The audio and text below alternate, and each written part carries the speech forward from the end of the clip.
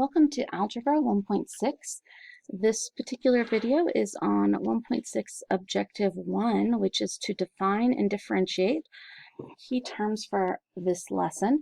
We're going to go ahead and jump right into that. Our first key term here is an ordered pair. An ordered pair is just a pair of information. It's a pair of information that we write in order. So we might, for instance, write our first item. Maybe we say, for a given age, we want to record what is each person's height. Or we might say, for a given time traveled, how far, what is our distance traveled? So we can have any ordered pair of information. A relation is any set of ordered pairs.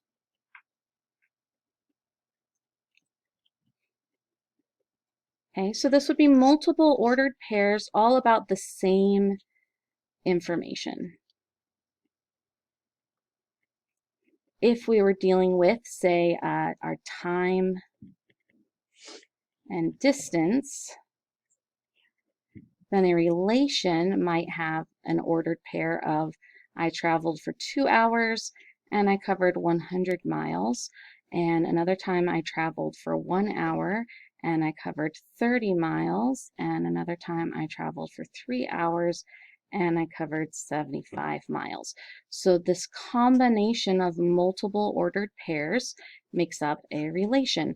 They're multiple people. So for instance, we might say first name, last name, and in my family, I have Brandy and Weaver, and my husband is Aaron and Weaver, and my sister-in-law is Melissa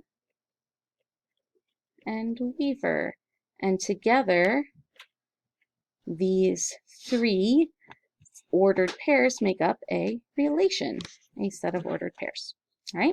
Now, within our ordered pairs, and notice it is an ordered pair, so the order matters. If the first name is first, then it always needs to be the first in my pair.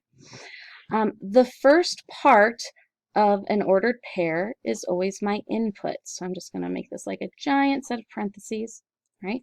It's always my input, and there's multiple ways we might refer to this. My input, in some context, is my independent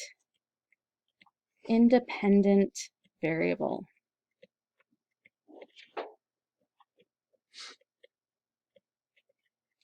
The output, the second part of my ordered pair, is my dependent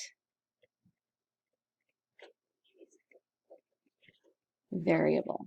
In other words, my independent variable is the thing that I control or change.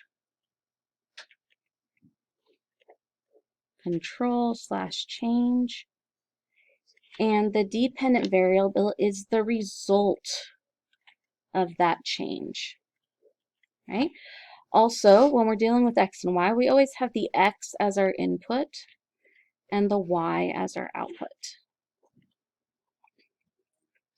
We'll look at a few others in a moment, but for now let's go ahead and look at what happens when I graph our input and output, our x and y, on a coordinate plane. And what is a coordinate plane?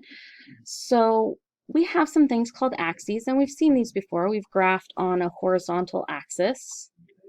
Oops, a little crooked there. Horizontal axis, where this is 0, and 1, 2, 3, and so forth. So this is my x-axis. And then I've also had a vertical axis. We don't deal with this as much, but we do have it, where this goes up and down. I have 1, 2, and 3 vertically, -1, -2, and -3. And when I combine my horizontal axis and my vertical axis, my x-axis and my y-axis, this creates the coordinate plane. Now notice that this is not a graph.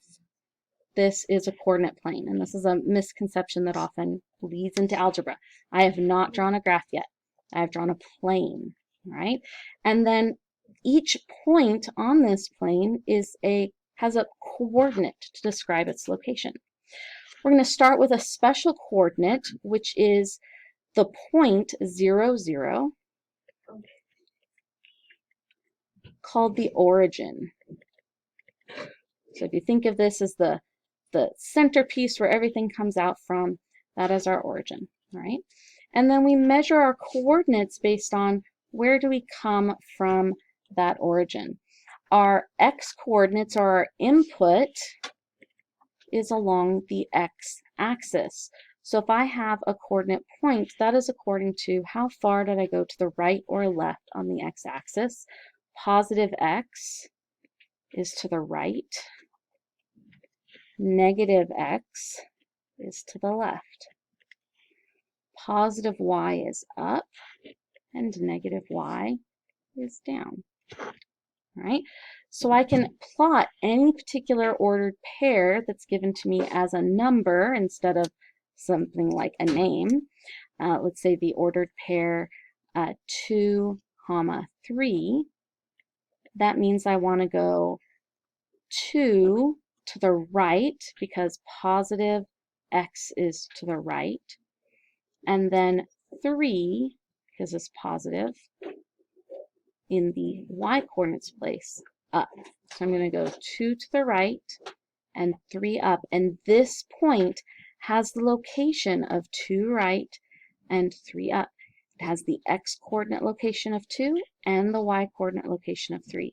So this is the point 2, 3. Right? I could have another point, maybe the point negative 3, 1 would mean I have a negative x, so that's left 3, and a positive y is up 1. So I'm going to go left 3 and up 1. That's one whole jump, just 1 point for the whole coordinate pair. This is an address, like a street number and a street name. So this is the point, negative 3, 1. So we have our coordinate plane, which is formed by our x-axis, which is the horizontal axis, and our y-axis, which is the vertical axis. Where they cross is the origin, which is the special point 0, 0. And then I can plot the coordinates in any place on this coordinate plane based on how far left and right I go for my x value and how far up and down I go for my y value. Right? And we will pick up with the rest of our, one more set of terms here. Finally, we will refer to our inputs, and we'll go into more detail on this later. Our inputs also as our domain are related to our domain, and our outputs are our range. There we go. So I want to add those there. Domain and range. Great job.